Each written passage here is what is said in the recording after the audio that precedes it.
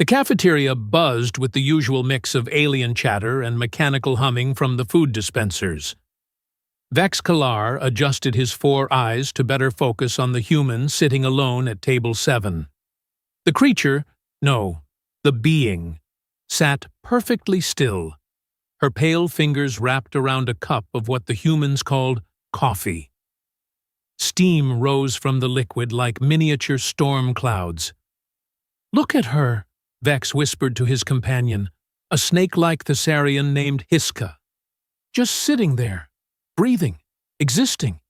How utterly boring." Hiska's forked tongue flicked out, tasting the air. "The scent is wrong, friend Vex. This one carries danger markers. My ancestors hunted for millennia. Trust the instinct." But Vex Kalar was already rising from his seat, his chitinous exoskeleton clicking against the metal chair. At 2.5 meters tall, he towered over most species in the Galactic Academy. His mandibles clicked with amusement as he approached the human's table. "Well, well," Vex announced, his voice carrying across the suddenly quiet cafeteria. "If it isn't the famous Deathworlder, tell me, little pink thing, how does it feel being the weakest student here?" The human, her name was Luna Martinez, according to the Academy records, didn't look up. She simply took another sip of her coffee. The silence stretched on like a black hole's event horizon. Vex's mandibles clicked faster. Irritation crawled up his exoskeleton like electric current. "I'm talking to you, meatbag. The least you could do is acknowledge your betters." Luna finally raised her head. Her brown eyes met Vex's compound ones with the sort of calm that made seasoned warriors nervous.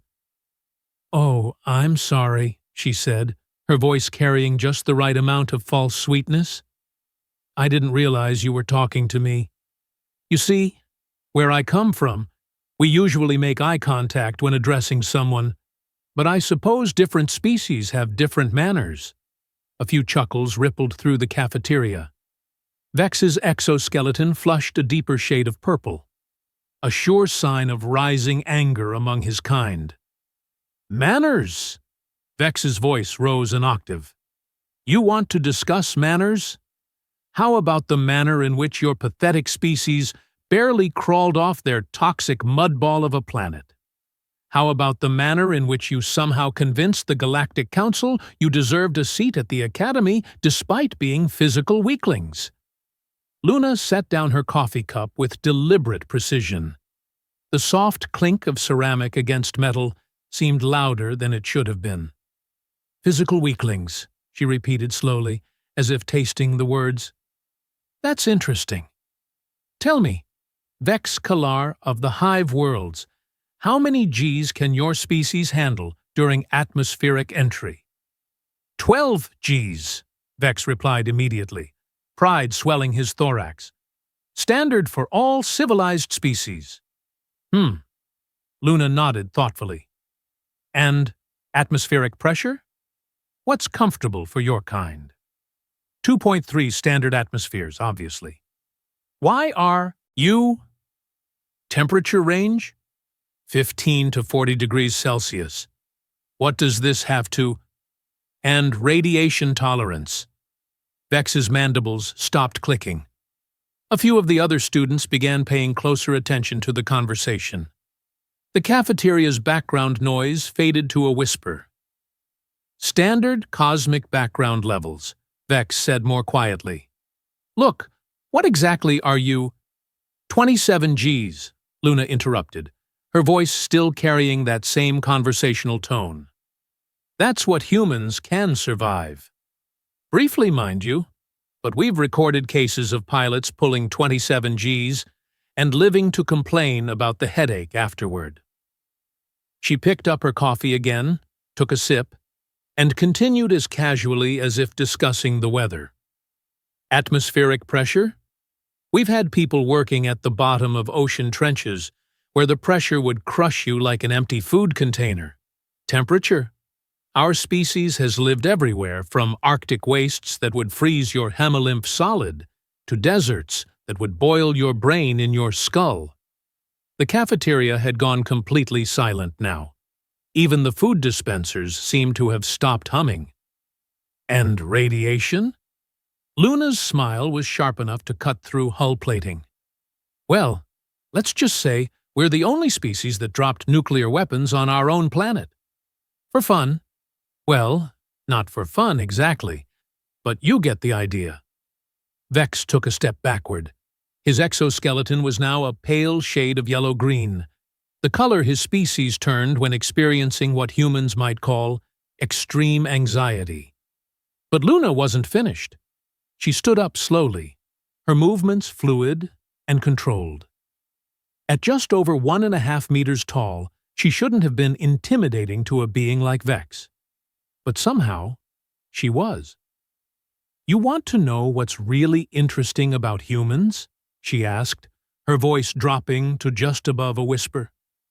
"We evolved on a planet that spends most of its time trying to kill us. Earthquakes, volcanoes, hurricanes, tornadoes, floods, droughts, ice ages, plagues, predators that outweigh us by tons and have claws the size of your arm." She paused, letting that sink in. "Do you know what we did with those predators, Vex? The ones with the claws and fangs and muscle mass? We domesticated some of them, made them into pets. The others?" Her smile turned predatory. "We hunted them for sport." Vex's legs began trembling slightly. Around the cafeteria, other students were either backing away or leaning in closer, depending on their species' relationship with fear. "But here's the really fun part," Luna continued, now walking slowly around Vex's position. "All those survival pressures? All that constant threat of death? It did something interesting to our neural development. See, most species fight or flee when threatened. Nice, simple binary response. Very efficient." She completed her circle and stood directly in front of Vex again. "Humans developed a third option. We freeze. We go completely still. We watch. We calculate. We wait." Her voice became almost hypnotically calm. "And then, when the moment is exactly right, we strike with everything we have." The silence in the cafeteria was so complete that the sound of Vex's breathing apparatus was clearly audible. His 4 eyes were focused entirely on Luna now, tracking her every micro-movement. "You see, Vex Kalar of the Hive Worlds," Luna said, her voice returning to its original conversational tone. "When a human sits quietly, it's not because we're weak or afraid or boring. It's because we're thinking, planning, deciding whether the threat in front of us is worth the energy required to eliminate it." She sat back down at her table and picked up her coffee cup as if nothing had happened. "The thing is," she added almost as an afterthought, "we usually decide it's not worth the trouble. Most problems solve themselves if you just wait long enough. But sometimes—" She took another sip of coffee. "Sometimes you encounter a problem that really, truly needs solving." Vex stood frozen for nearly 30 seconds. His exoskeleton continued cycling through various shades of yellow and green. Finally, he managed to find his voice. "This conversation isn't over," he stammered. Luna looked up at him with genuine surprise. "Oh, but it is. You see, you've made a classic mistake. You confused quiet for weak, patient for passive, still for helpless." She set down her coffee cup one final time and stood up again. "I was sitting quietly because I was enjoying my coffee and minding my own business. That's what humans do when we're content. We sit. We observe. We exist peacefully." Her voice carried across the silent cafeteria like a blade through silk. "But you couldn't leave well enough alone." The temperature in the cafeteria seemed to drop several degrees. "You see, Vex, there's something else you should know about humans. We have very long memories, and we're extraordinarily creative when it comes to problem solving. The kind of creativity that comes from spending millions of years on a planet that's constantly trying new and interesting ways to kill us. Luna began walking toward the cafeteria exit, then paused and looked back over her shoulder. Oh, and Vex? That thing about us hunting predators for sport? We also happen to develop something called psychological warfare along the way. Sleep well tonight. With that, she walked out of the cafeteria, leaving behind a room full of stunned aliens and one very pale Vex Kalar. Hiska slithered over to his friend's side. "The danger markers," he whispered. "I tried to warn you." She didn't even raise her voice," Vex said, his words barely audible. "How did she do that? How did she make me feel like prey without even moving aggressively?" "Because," said a new voice from behind them, "that's what Deathworlders do best." They turned to see Professor Klikta, an ancient mantid who taught advanced galactic relations. Her multifaceted eyes reflected the cafeteria's lighting as she approached. "You wanted a demonstration of human capabilities," Professor Klikta continued, her voice carrying the weight of centuries. "Congratulations. You just received one. Free of charge." "But she's just a first-year student," Vex protested weakly. "Just a first-year student," the professor repeated. "From a Class 12 Deathworld. Do you have any idea what that classification means, young Vex?" The Hive World student shook his head mutely. "It means that their planet has an extinction-level event approximately every 65 million years. And their species not only survived multiple such events, but thrived. It means their world has weather patterns that can level cities, tectonic activity that reshapes continents, and a biosphere so aggressively competitive that cooperation became a survival trait." Professor Klikta's ancient eyes focused on Vex with laser-like intensity. "That quiet little human you just antagonized? Her ancestors survived ice ages, supervolcanic eruptions, asteroid impacts, and global plagues that wiped out 99% of all life on their planet. Multiple times. And you thought it would be amusing to call her weak?" The cafeteria was still silent. Every student, from every species, was listening intently. "Let me tell you something about humans, class," Professor Klikta announced, clearly deciding to turn this into an impromptu lecture. "They are the only known species to achieve spaceflight before achieving global peace. They are the only species to weaponize atomic energy before learning to control it safely. They are the only species crazy enough to strap themselves to controlled explosions and call it space exploration." She paused for effect. "And they are absolutely, positively, the only species stubborn enough to look at a hostile universe full of things trying to kill them and decide the appropriate response is to kill those things back. Harder." Vex's exoskeleton was now a steady pale green. Around the cafeteria, students from prey species were nodding in understanding, while those from predator species looked distinctly uncomfortable. "The human didn't threaten you, Vex," Professor Klikta continued. "She educated you. There's a difference. A threat implies immediate action. Education implies future consequences based on your choices going forward." "But what does that mean?" Vex asked desperately. Professor Klikta's mandibles clicked in what might have been amusement. "It means, young student, that you now have a choice to make. You can continue your current course of action and discover exactly how creative human problem-solving can be. Or you can learn from this experience and modify your behavior accordingly. And if I choose the first option, then you'll provide the rest of us with a valuable case study in human behavioral responses to persistent harassment. The professor's tone suggested she found this possibility entertaining rather than concerning. Though I should mention that the Academy's medical bay is well equipped to handle most forms of psychological trauma. With that cheerful note, Professor Clicktaw clickered away, leaving behind a cafeteria full of very thoughtful alien students.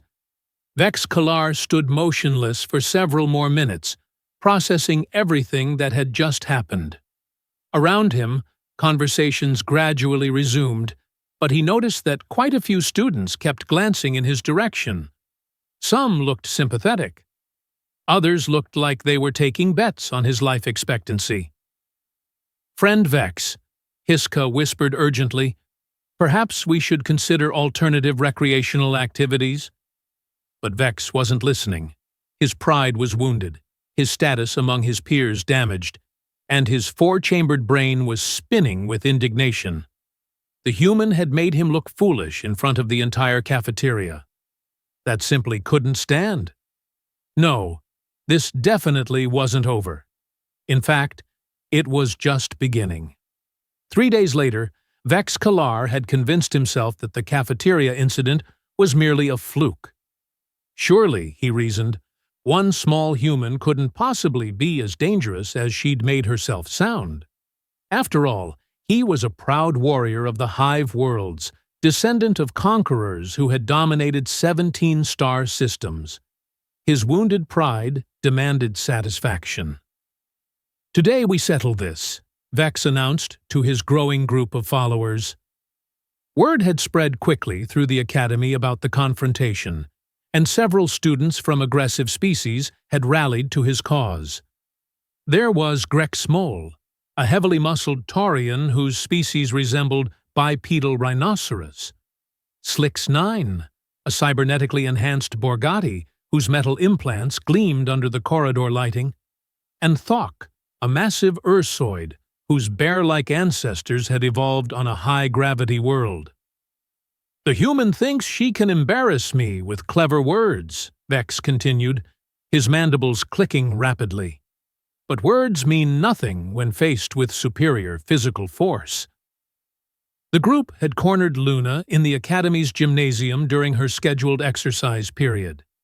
The vast space was normally filled with various species engaging in their preferred forms of physical activity. But today, it was conspicuously empty. Word had gotten around that something significant was about to happen. Luna stood in the center of the gym, wearing simple human exercise clothing. She was stretching, going through what appeared to be some sort of warm-up routine. Her movements were fluid, almost dance-like in their precision. "Human," Vex called out, his voice echoing in the large space. "Your words were very impressive the other day. Let's see how impressive your actions are." Luna completed her current stretch and turned to face the group.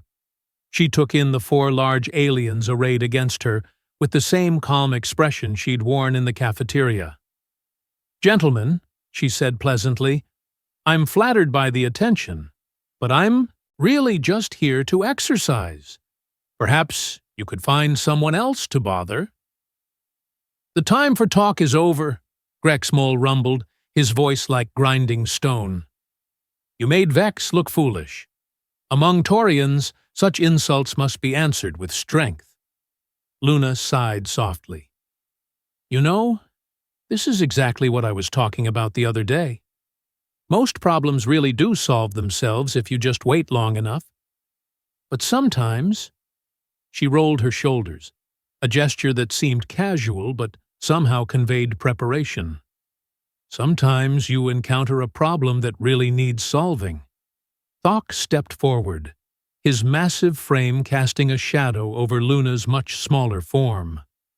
"Little human, you face 4 warriors from 4 different worlds.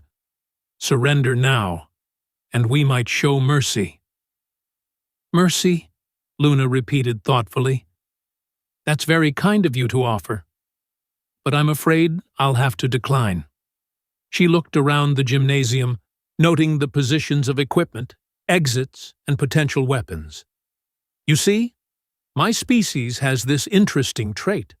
When we're cornered, when we're outnumbered, when the situation looks hopeless. Her voice dropped to barely above a whisper. That's when we get creative. Without warning, Slix-9 lunged forward, his cybernetic enhancements making him faster than any organic being should be. His metal-reinforced claws swept through the air where Luna's head had been just a fraction of a second earlier. But Luna wasn't there anymore. She had dropped into a crouch so low it seemed impossible for a biped to achieve, swept Slix-9's legs with her own, and rolled backward as he crashed to the floor. The entire sequence took less than 2 seconds. "Impressive reflexes," she commented as she came back to her feet. "But you telegraph your attacks about 3 seconds before you commit. Cybernetic enhancement is wonderful for strength and speed, but it doesn't help much with tactical thinking." Slix-9 scrambled back to his feet, his optical sensors glowing red with fury. "Hold still, flesh bag." "Now that," Luna said with genuine amusement, "is probably the worst combat advice I've ever heard." Grexmol charged next, his rhinoceros-like horn aimed directly at Luna's midsection. His species were known for their devastating charging attacks, capable of punching through reinforced metal barriers. Luna waited until the last possible moment, then stepped aside so smoothly it looked like she'd simply evaporated and reappeared 3 feet to the left.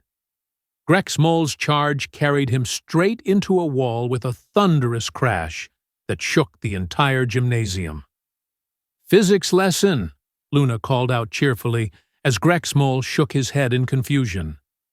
"Momentum equals mass times velocity.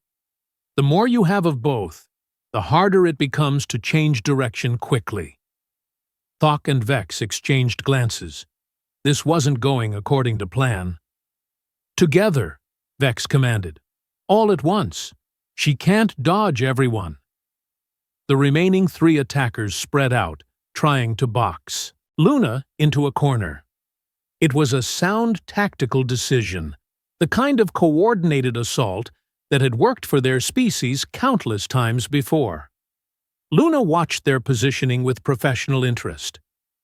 "Ah, classic pincer movement. Very nice. Your instructors would be proud. There's just one small problem with your strategy." "What's that?" Thok growled, closing in from her left. "You're assuming I want to dodge." Luna's entire posture changed in an instant. The casual, almost lazy way she'd been moving vanished, replaced by something that made every alien in the room suddenly remember that humans were predators. She launched herself directly at Vex Kalar, the largest and most central of her attackers. But instead of a wild charge, her movement was controlled, calculated, precise. She slid under his grasping mandibles, came up behind him, and somehow managed to use his own momentum to send him tumbling into Thok. The 2 large aliens went down in a tangle of limbs and confused roaring. Slix-9 tried to grab her from behind, but Luna seemed to sense him coming. She spun, caught his metal-reinforced arm, and used a leverage technique that sent the cyborg flying across the gymnasium to crash into a row of exercise equipment. "Judo," she explained to no one in particular. "Ancient human martial art. The basic principle is using your opponent's strength and momentum against them. Very efficient." Grexmol had recovered from his collision with the wall and was preparing for another charge. Luna watched him gather himself, her head tilted slightly to one side. "You know, where I come from, we have animals very similar to your species. Big, strong, aggressive, excellent at charging in straight lines." She began walking slowly toward the confused Taurian. "We used to hunt them with nothing but pointed sticks." "Impossible," Grexmol snorted. "No soft skin could bring down a Taurian warrior." Not one-on-one, no, Luna agreed. We're persistence hunters. We don't need to be stronger or faster. We just need to be smarter and more patient. She stopped walking just outside Grexmole's charging range. The trick, she continued conversationally, is to make your prey exhaust itself. Keep it moving. Keep it angry. Keep it making mistakes. Eventually, even the strongest animal gets tired. As if to demonstrate her point, Grexmole charged again. Luna sidestepped, but this time she did something different. As he passed, she slapped him hard on the side of his massive head. It wasn't a damaging blow, but it was insulting. Deliberately so. "Olé!" she called out cheerfully. Grexmole spun around and charged again, even angrier than before. Luna repeated the same maneuver, delivering another casual slap as he passed. "Olé!" By the fourth charge, Grexmole was breathing heavily, his movements becoming sloppy. Luna hadn't even broken a sweat. "Tired yet?" she asked pleasantly. "Because I could do this all day. Literally. Human endurance is really quite remarkable. We used to chase prey animals for days until they collapsed from exhaustion." Grexmole tried one more charge, but this time he stumbled halfway through. Luna simply stepped aside and watched him crash into another wall. "And that," she announced to the gymnasium at large, "is why humans became the dominant species on our planet, despite being smaller and weaker than most of our predators." Vex Kalar struggled to his feet, his exoskeleton now a sickly shade of yellow-green. Around him, his allies were either unconscious or too stunned to continue fighting. "This isn't over," he gasped, though his heart clearly wasn't in it anymore. Luna looked at him with something that might have been pity. "Actually, it is. You see, this whole exercise has been very educational. For me, I mean, I've learned something important about galactic species." She began walking toward the gymnasium exit, stepping carefully around the groaning forms of her former opponents. Most species in the galaxy evolved as either predators or prey. Very specialized, very efficient within their particular niche. But humans, we evolved as both. We were prey animals who became predators. We learned to hunt things bigger and stronger than us, and we learned to hide from things that were bigger and stronger than them. She paused at the gymnasium door and looked back. "That's why we sit quietly, Vex. Not because we're weak, not because we're afraid, but because we've learned that the most dangerous predator is the one you never see coming." The door closed behind her with a soft hiss, leaving behind 4 very confused and badly beaten aliens. Professor Click-Ta emerged from the observation booth where she'd been watching the entire encounter. She approached Vex Kalar with her clicking gait. "Well," she said cheerfully, "that was educational." She barely touched us," Vex said weakly. "How did she defeat 4 trained warriors without even fighting?" "She did fight," Professor Click-Ta corrected. "She just fought smarter than you did. Classic human strategy. Minimum effort, maximum efficiency. They've elevated pragmatism to an art form." The ancient Mantid helped Vex to his feet with surprising gentleness. "You wanted to test human capabilities," she continued. "Consider the test complete. You learned that humans don't need to be physically superior to be dangerous. They just need to think 3 steps ahead of their opponents." "But she warned us," Vex said in wonder. "In the cafeteria. She told us exactly what she was."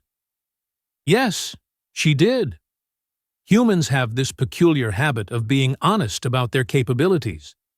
They seem to find it more efficient than deception." Professor Click-Ta's mandibles clicked in what Vex was learning to recognize as amusement. The problem is, most species don't listen. As the medical team arrived to check on the other participants in the exercise, Professor Clicktaw guided Vex toward the exit. "I have a question for you, young student. What do you think Luna Martinez was doing before you attacked her?" Vex thought about it. "Exercising." "Warming up," Professor Clicktaw corrected. "She was preparing for physical activity, which means she knew this confrontation was coming. Which means she chose this location deliberately.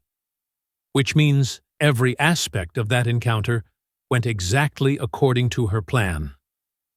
They walked in silence for a moment while Vex processed this information. "She manipulated us," he said finally. "She managed the situation," Professor Clicktaw replied. "There's a difference. You could have chosen to walk away at any time. She simply ensured that when you chose to escalate, the outcome would be educational rather than tragic." They reached the corridor junction where their paths would diverge. "One final lesson, Vex Kalar of the Hive Worlds," Professor Clicktaw said. "Humans have a saying, 'Still waters run deep.' It means that quiet, unremarkable surfaces often hide tremendous power beneath." She paused, her ancient eyes focusing on something beyond the physical world. Luna Martinez sat quietly in that cafeteria because she was content, peaceful, enjoying her simple coffee and her moment of solitude. But you mistook that contentment for weakness, that peace for passivity. The professor turned to leave, then stopped and looked back one final time. "Humans don't conquer through force, young Vex. They conquer through competence. They solve problems. They adapt. They endure. And when absolutely necessary..." Her mandibles clicked softly. "They remind the universe why their quiet planet produced the most dangerous species in the galaxy." As Professor Clicktaw disappeared around the corner, Vex Kalar stood alone in the corridor, finally beginning to understand what he'd encountered. Luna Martinez wasn't just a student from a Deathworld. She was a perfect example of why her species had not only survived their hostile planet, but had eventually left it to explore the stars. She was living proof that sometimes the most dangerous opponent is the one who sits quietly until action becomes necessary. And now, thanks to his wounded pride and poor judgment, Vex had learned this lesson the hard way. He made a mental note to apologize to Luna the next time he saw her. Not because he was afraid of her, well, not entirely because he was afraid of her, but because he was finally beginning to understand what Professor Clicktaw had been trying to teach them all along. Humans weren't dangerous because they were violent. They were dangerous because they were efficient. And there was nothing more efficient than a species that preferred to solve problems through quiet competence rather than loud aggression. The Deathworld girl had sat quietly until the alien bullies learned why that was a mistake. And the lesson would be remembered throughout the academy for generations to come.